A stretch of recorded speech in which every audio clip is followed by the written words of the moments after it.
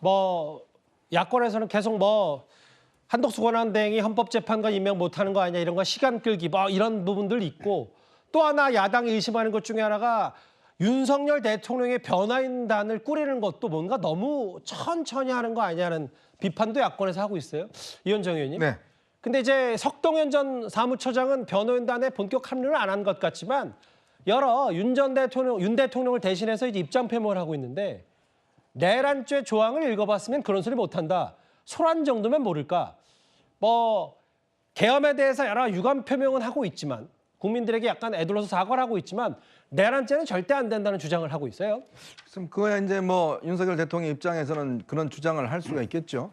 지난번 대국민 담화도 아마 그런 내용이 담겨져 있는 거 아니겠습니까? 본인은 정당한 합법적인 어떤 권한 행사를 했고 예. 2시간짜리 내란이 어딨냐 아마 그런 상황에서 이제 석동현 변호사가 아마 그런 입장을 이해를 한 것 같습니다. 그렇지만 또 뭐 다수의 어떤 이 헌법학자들이나 법률가의 보는 관점은 전혀 반대의 관점이 보고 있는 것이고요. 예. 그렇기 때문에 특히 이제 여러 가지 지금 진술들이 당시에 참여했던 계엄군들의 진술들이 윤석열 대통령의 입장과는 상당히 다르게 나오고 있습니다. 그건 뭐냐면 체포조를 운영했다든지 그다음에 본회의장에 들어가서 끌어내라든지 뭐 이런 것들이 보면 결국 윤석열 대통령의 이 부분에 대한 입장들은 아직 내고 있지 않은데 그런 내용들이 지금 계속 탄핵되고 있는 상황이거든요. 그런 것들이 이제 앞으로 어떻게 다뤄질까의 문제인데 문제는 예. 지금 아마 제가 조금 전에 뉴스를 보니까 윤석열 대통령 변호인 입장에서 헌재와 수사를 동시에 진행할 수가 없다. 어렵다. 이런 입장을 냈더라고요. 그러니까 탄핵 심판은 탄핵 심판대로 수사는 수사대로 하자. 그렇죠. 먼저 예를 들어 지금 헌법재판소는 지금 진행이 되고 있지 않습니까? 예. 그러니까 수사를 못 받겠다는 이야기예요. 그러니까 뭐냐면 두 개 중에서 동시 진행은 안 된다는 그런 입장을 냈던데. 예. 글쎄 그게 뭐 받아들여질지는 모르겠습니다만은 예. 윤 대통령이 일단 법적인 본인이 심판을 받겠다고 그랬잖아요. 예. 근데도 불구하고 지금 하나만 받겠다라고 하는 이야기는 글쎄 좀 앞뒤가 맞지 않는 게 아닌가 싶습니다. 그런데 이제 이런 부분이 있어요. 아까 이현정 의원이 잠깐 언급했다시피 사실은 파면 절차는 정치적인 직무를 정지하는 부분이고 지금 수사는 법적이라면 근데 대통령은 어쨌든 동시에는 못하겠다는 취지를 얘기했다면 오늘도 이런 움직임이 있었어요. 윤석열 대통령 측이요. 지금 수사는 물론이고 탄핵 심판 절차에도 일단 불응하고 있습니다. 다음 화면을 보겠습니다. 그 김진욱 대변인, 네.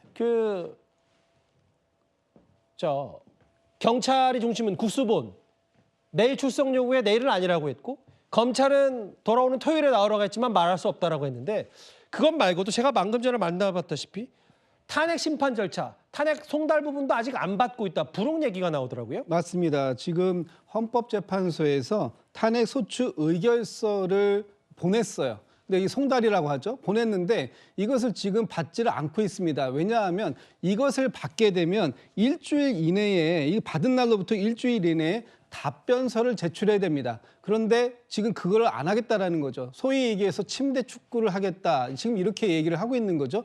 그러면 지금 이 탄핵, 이 송달되는 것들이 서류가 지연이 되면 앞으로 이 일정 계속해서 늦어질 수 있다. 이런 것이고요.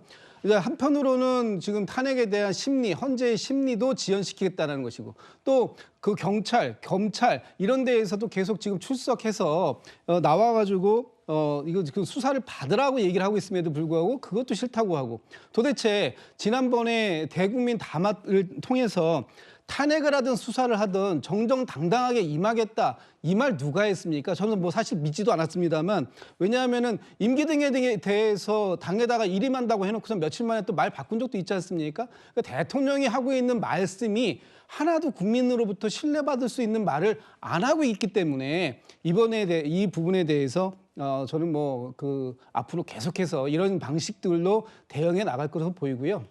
하나만 더 말씀드릴게요. 어제 국민의힘에서 이재명 대표한테 그 사법 리스크를 침대 축구하지 마라 이렇게 비판했지 않습니까? 그러면 같은 잣대로 대통령에 대해서도 알겠습니다. 똑같이 비판해야 된다. 왜 침대 축구하고 있는 누구에 대해서는 비판하고 누구에 대해서는 옹호하는지 그건 이제 국민의힘에서 답을 좀 해주셔야 될 것 같습니다. 뭐 안 그래도 저희가 다음 주에 준비해놨어요. 김진욱 대변인. 동아일보 보도에 따르면 어제 그 한남동 관제에서 포착된 윤석열 대통령의 모습도 보이고 수사뿐만 아니라 헌재가 보낸 탄핵 심판 서류 송달도 지연되고 있다. 시간 끌기 아니냐는 비판도 좀 나온 것 같은데요. 잠시만요. 그 수감 중인 김용현 전 국방장관이 추가 입장을 냈습니다. 조금 전에 또 한 번이요. 제가 쭉 읽어보겠습니다.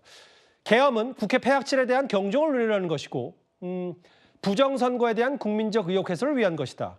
반국가 세력 척결하라는 대통령의 소중한 뜻이 담겼다. 그리고 대통령의 여망을 제대로 못 받들어서 죄송하고 그리고 임무 수행한 사령관 3명은 불법적으로 구속이 됐다.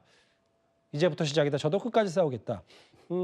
지난번 대통령의 대국민 담화의 취지와 크게 다르진 않는 것 같은데 김용현 전 장관의 항변 얘기까지 마지막으로 만나봤습니다.